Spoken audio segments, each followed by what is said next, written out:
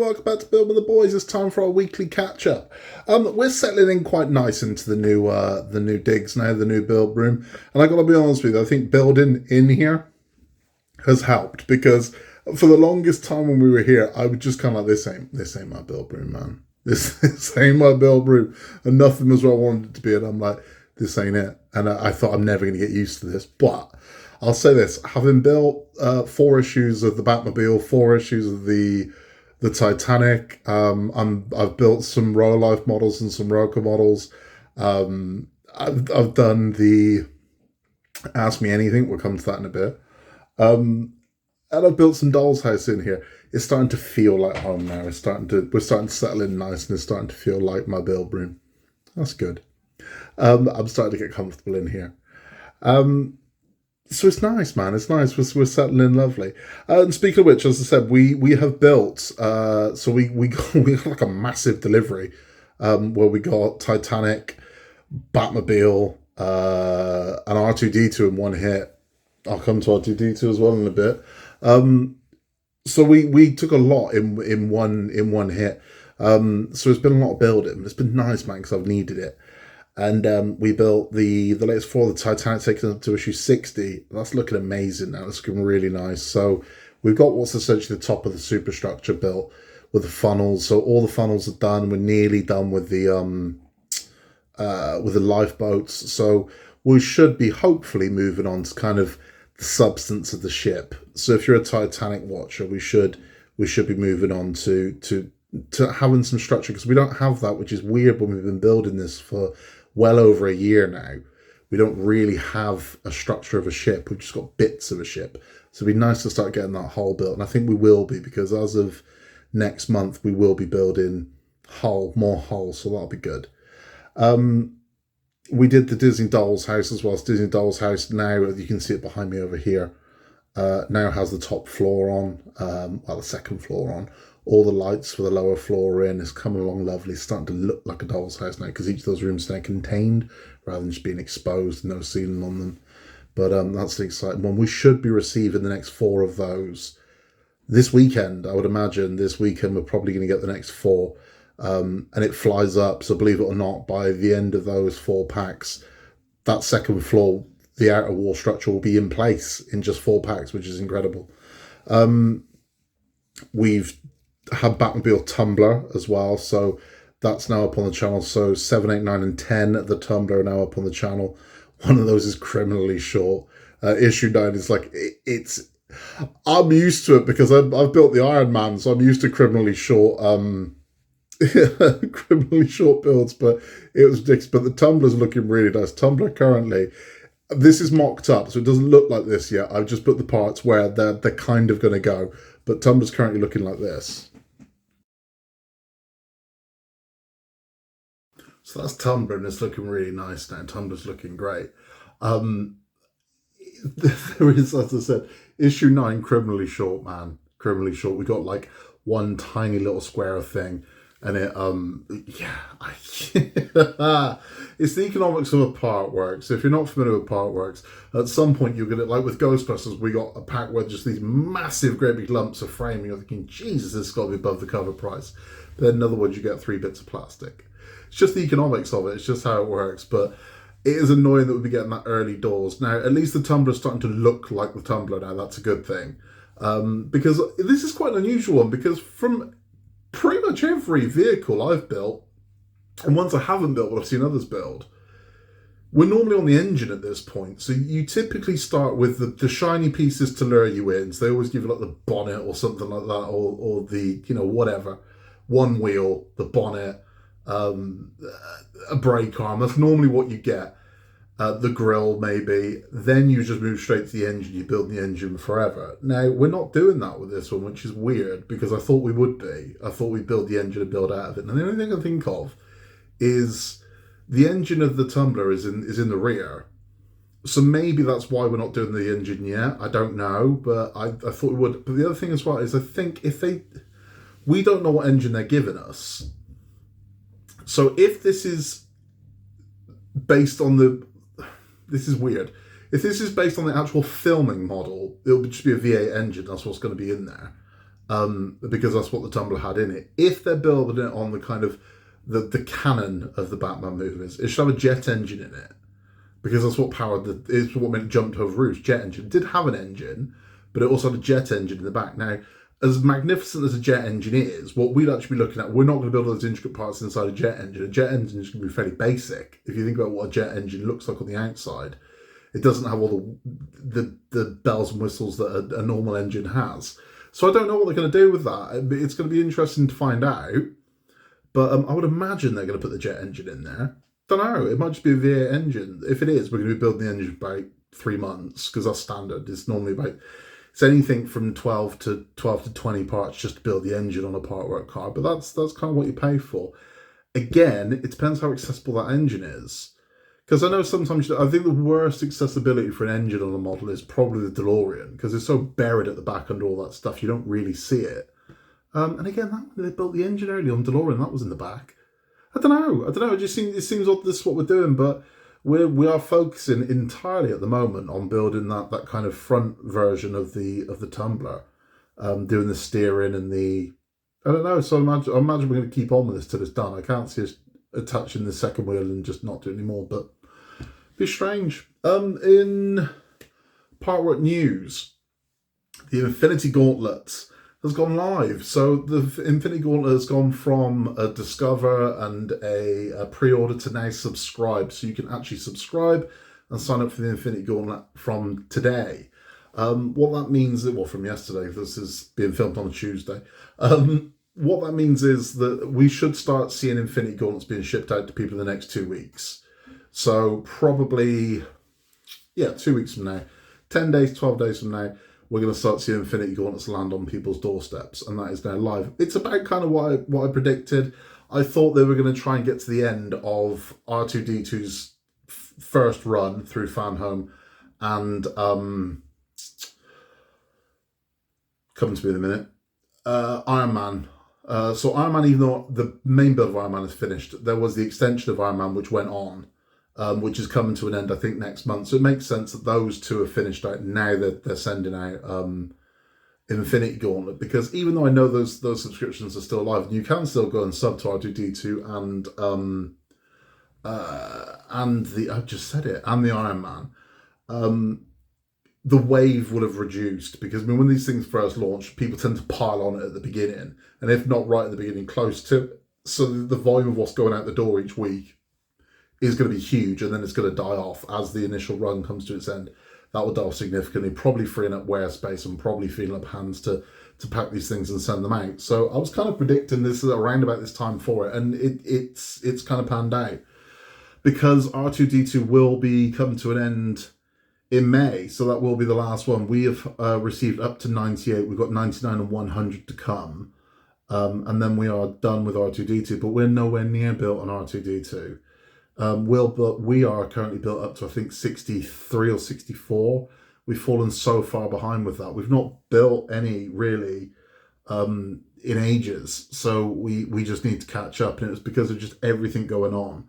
And Jack is the world's busiest kid. Which we've been talking, me and my wife, about scaling back all the stuff that he's doing, because honestly it's scouts and kung fu and rugby, and he's just got 1,000,001 extracurricular things that I want him to have some fun. You know, I know these are all fun activities, but I want him to have a little freedom, you know, and I think sometimes it's a bit much. So finding time for him to build R2-D2 when he isn't exhausted or he isn't out doing something is close to impossible. When Infinity Gauntlet turns up, it'll be me and Oscar building that one. So I personally didn't want to build the Infinity Gauntlet. I think it's a beautiful thing, and I think the finished Gauntlet is going to look bloody amazing. I do. I genuinely think a finished Gauntlet of that size in that gold, and it's a 1-to-1 scale, which is a rarity for our part works. Normally we're in 1/6, 1/8. Half scale, quarter scale, third scale. This is a 1-to-1 scale, so this is as was. So this thing is as big as the original Thanos Infinity Gauntlet, which is a rarity. I mean, it's the first time I've ever done a 1-to-1 scale model. So you build it, I mean, you build it more of a replica prop than you are a model. But I didn't want to build it, and the reason why is because I know it's not going to be very involved, and I've seen what they're doing in France, and it is. I mean, it's more involved than I thought it was going to be. But ultimately, you are building fingers, and you're building a glove. That's what you're building. So you've not got all these little intricate parts that are going to go into it. There'll be intricacies in the detailing, and certainly where the stones go and things like that. But ultimately, we are building fingers and a hand. So when you look at it and you break it down, you go, right, well, this is what we're building. So this forearm and this hand, how do we break that down over 100 issues? Do you know what I mean? You got to look at it that way, and you go, how do you break that down over 100 issues? So if you split the palm in two, which they have done, so the back of the hand has got two, and the palm is one, so that's 3 issues. You're like, right, so all of this section has been made in 3 issues. Like, right, so I'm pretty sure each finger is going to be at least 10 issues, 10, 20, 30, 40, 50. That's 50 immediately. Giving you've still got to find 40 issues from somewhere for the rest of it. So it's going to be interesting. I would assume there's an internal structure inside there as well. And there's going to be a lot of small detailing, but I would imagine a lot of these parts are going to be clip into place, one screw. That it's just going to be, it just is. But the kid wants to build it, and it's going to be his. So where it was with Jack, R2-D2 is Jack's. It's not mine, it's Jack's. Jack owns R2-D2. That's his, and he's free to do whatever he wants with it. So hopefully, when he's my age, he's still got him somewhere hidden away in a cupboard, something you remember his old man by. And it's the same thing with Oscar. So the Gauntlet's going to be his. And then eventually, some lady's going to come into his life that can't stand the fact that he's interested in something that she can't quite get her head around because it isn't cats or wine, and try and make him get rid of it.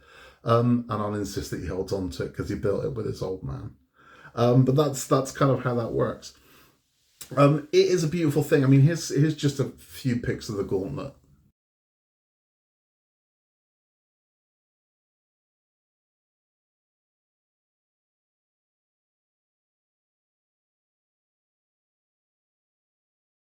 It's beautiful. It's just this big golden just trophy. It's beautiful. It's huge, man. And again, the question that a lot of people ask me, can you wear it? No, quite simply, no, you can't wear it. And it's not because you can't get your hand in it, because I think you can get your hand in it. You can't get your fingers into the fingers.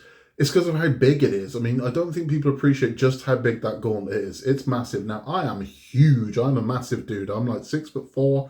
I'm big.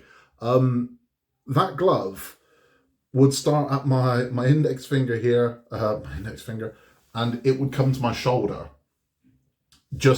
It's massive. So this thing, if I tried to put it on, I could get it down to my shoulder. That's how big it is. So you can't wear it as a glove because it's huge. Thanos was massive. Thanos was like 9 foot tall. And if you've seen the scene in Endgame when Spider-Man's trying to pull the glove off his wrist, his hands are clamped around it like that, trying to pull this thing. That's how big this gauntlet is. It's massive.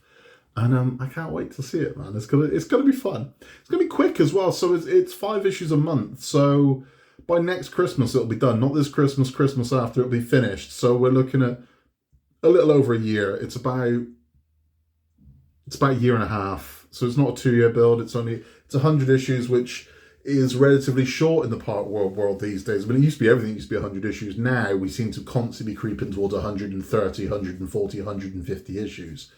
But 100 was quite common. That sort of went away, so it's nice to see it still around for some of the ones that Fan Home are doing. But it's I can't wait for it. I'm looking forward to it. So I'm looking for, and I know we get a massive chunk in the first 4. You get some hefty pieces, man. You really do. So it's going to be good. It's going to be good. I can't wait to see it. And I've got to figure out how to polish something gold and get it all nice and shiny. But it'll be good. We've got the Roca Chocolate Factory, which we are pretty much built with now, and it's a gorgeous thing. So I'm looking forward to bringing the video on that one.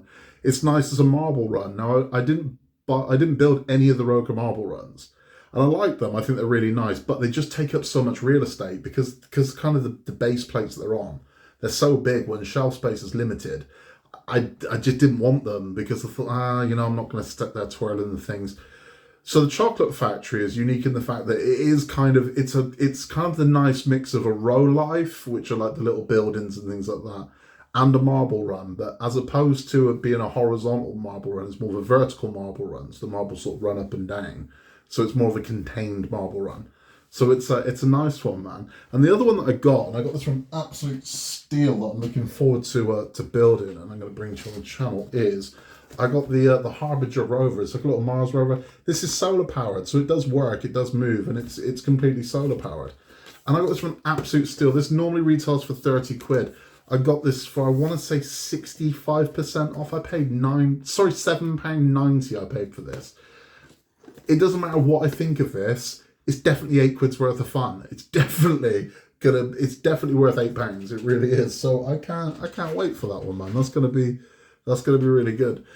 Speaking of Roker and Rolife and Robot Time, their pinball machine that we spoke about before is now live. People are receiving their pinball machines. So if you want the pinball machine, it is bloody expensive. It's the most expensive one they've done, but the pinball machine is now live from the official website. I'd say in about 2 months' time, you'll start seeing these on Amazon. Now, I've decided if I can get one for the right price, I'm going to get one, but I'm certainly not going to pay full price for it because I can't justify that price for something I'm not that fussed by. I can't justify it. And as I keep telling you, if you keep your eye on the Robot Time models on Amazon, every now and then a voucher will come up. You have to click on it to accept the voucher. It won't go through automatically, but you can get massive savings. I mean, for example, at the moment, you can get 50% off Alice's Tea Room. So if you like Alice's Tea Room, instead of paying 40 quid, you can get that for 20 quid.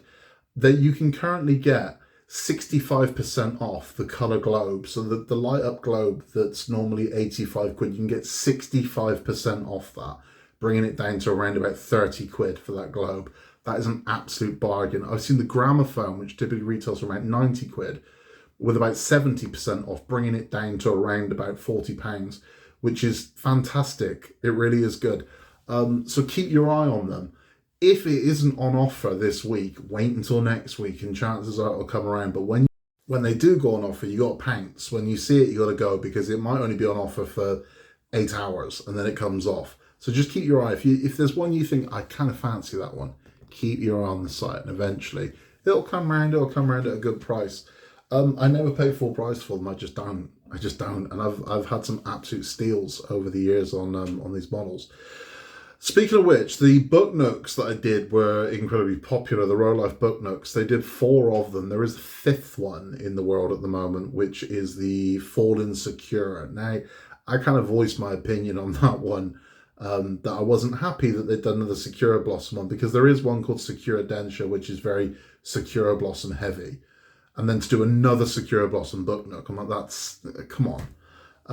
So I wasn't delirious about that. That was I voiced my opinion. I contacted them and I said, look, I was kind of hoping for something different, something with a bit more range. And they actually messaged me back. So they have told me, which I can tell you now, that there are another 3 coming. So there's 3 more book nooks on top of Fallen Secure. There are 3 more book nooks due to be released.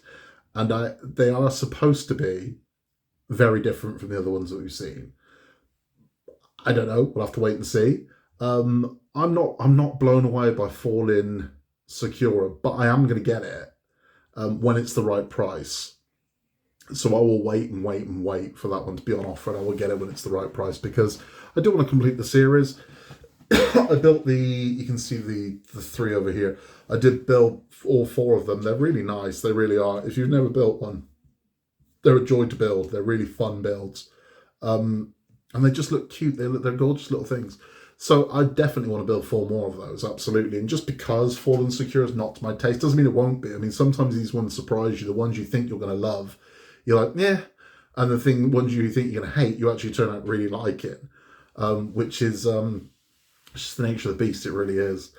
But I'm looking forward to those. So when news of those comes out, I will let you know. My thing was with it, and I mentioned this to them, I've mentioned this before in my videos as well. If it's a book nook, I think you should offer enough variety, but themed to genres. So I think you should have a thriller nook, like a crime scene. I think you should have a romance nook for romance novels and things like that. I think you should have a fantasy nook. So the kind of, swords and sandals and wizard stuff. I think you should just hit as many of those genres as you can. I think you should have a horror nook. I just do. I think a medieval nook. You should have a fairy tale nook. Just ones that fit. So if you're because not everyone's going to do what I've done and buy all of those nooks. But if you're kind of you're into your thrillers, your crime, you might like a crime scene nook to go in your bookcase, amongst your books, amongst crime books. If you're into cookery, you might want a cookery themed book nook to go amongst your cookery books. And that was kind of my suggestion. That is logic to me. That makes sense. Rather than here's just some random stuff in a book nook. Seems a bit unusual. So I don't know. We'll see what they come out with. But I'm looking forward to finding out. It's going to be good. We are due Disney Doll's House this weekend, I think. So I'm looking forward to that. That's going to be good. I believe we do. We get our first princess with that one in Belle. Updates on ones that I've not been keeping up with. So R2D2. Again, as I said, once you can sort things out with Jack, we are going to do it, because Jack very much wants to go to our local Comic-Con this year as Luke Skywalker, and he wants a little R2D2 following around. So we have to get that done before that happens. The other one, which I'll give you an update on, is, I swear it's happening, is the Disney Crochet. Now, it's not that I wasn't honest with you. It's that I just didn't give all the information. When I damaged my wrist, I actually did a lot more damage to it than initially thought. So I've had a lot of problems with my hand since it happened. So writing hurts me a lot. If I have to write, and it causes me a lot of pain. So actually crocheting was killing me to do it. But I am on the mend, and I'm at a point now where I'm kind of good. It still hurts. I don't think I'm ever going to be 100% again. But I am back into it. So I am crocheting, I am making the videos, and I am going to do a blast. So when I've got them, they're just going to, out they come. So I can catch right up to where we are with everyone else, and they can follow along and whatnot, and see me sort of struggle through some of the crochets. But it's fun, man. It's a fun thing to do. But my wrist has suffered badly. It's not so bad with screwdrivers when it's that action for a little while, but the intricacy of this movement with crochet eventually starts to, I'm like, Christ, and I just can't keep doing it. So the injury was, the break itself didn't take that long to heal, but the sort of ligament and tendon damage was a lot. It really was. Christmas was tough, man, with my mashed up wrist. Christmas was a hell of a tough time, and also typing as well. So I've been having to use speech to text on my at work, which it's been interesting. But writing, oh god, it's so bad. We did the Ask Me Anything, which the idea behind that was I get asked a lot of questions through email and also through the comments, and the idea was I could do a blast and hopefully it would answer a lot of people's questions in one go. All it did was generate more questions. So the answers just generated a lot more questions where people were like, can you elaborate on that? And I'm like, oh, okay. And the one that generated the most, tell me, was someone asked what our top 10 favourite films were, and I did list them. I'll list them for you now. So in no order at all, my top 10 films are The Lost Boys, Pulp Fiction, Jaws, The Thing, Ghostbusters, Gremlins, Back to the Future, King Kong, and now two have fallen out of my head, The Warriors and Saturday Night Fever. Those are my 10 favourite movies. In no order at all, because I can't put them in an order. I'm not going to make selfish choice over which one of those films I like the most and which one I like the least. Those are my 10 favourite films. I've had to watch 10 films. Before I died, those would be the 10 films I'd watch. Now, I have people ask me, like, why? Because it is quite a weird mix. I mean, there's a lot of 80s in there, granted, and there's a lot of 70s in there as well, but there are some that I don't think people necessarily associate with my kind of chosen genre. Saturday Night Fever being the one that confused a lot of people. Without Saturday Night Fever? Yeah, Saturday Night Fever. Because I think it's magnificent, I really do, and it's got nothing to do with the disco. But I've had a lot of questions about why do you like The Thing and why do you like Pulp Fiction? So those came through. So what I'm going to do is I'm going to do a video on each of those 10 movies. Not review, not why I like them, what I like about them, what I don't like about them. Because I mean, again, I don't think there's any such thing as a perfect film. But why I like them, why they're my favourite films, and if you've not seen them, why I think you should watch them, why I think you like them. So we'll be doing that. We will be doing, and so again, that should answer your questions. This is why I like The Lost Boys. This is why I like Saturday Night Fever. This is why I like Pulp Fiction. This is why I like The Thing. You get the idea. I am a film freak, honestly. If everyone's got their fancy about what they do, if they won the lottery, or if I won like Euro Millions, I won 150 million, I would buy a cinema. That's what I do. I'd buy a cinema, I'd buy an independent cinema, and I would have themed evenings, and I would show classic movies and not have to worry about making a profit.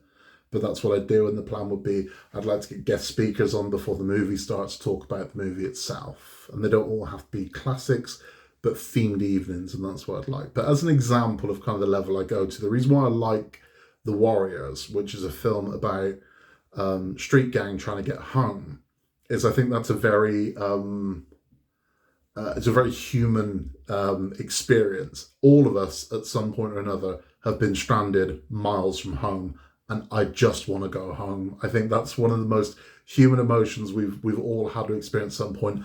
I just want to go home. And for that reason, I think you could liken The Warriors to The Wizard of Oz. So I think you could play both those movies in a double feature, which seems weird because they're so wildly different, but they're not. They're just about being miles from home. I want to go home. And it's about that journey. It's and how they're going to get there. I want to go home. So I think you could definitely have a miles from home evening where you have movies thrown about that. But that's a taste of what we'll be talking about on the movies. So it won't be for everybody. If you just watch me for building, don't watch the movie ones. But if you're interested in kind of pop culture, the movies that I'm into, swing by and check those out as well. That is all for this one. You can contact us at Building the Boys with questions, and we will answer whatever we can. If you've got anything you'd like to say, pop it in the comments below, and I will try and answer it. I try and answer everybody whenever I can. Work is rough at the moment, so I'm trying to find time to do everything. But if I don't get back to you straight away, I will get back to you eventually, I promise you. In a world where you can be anything at all, now more than ever, just be nice, and I will catch you very soon for more from Building with the Boys. I'll see you then.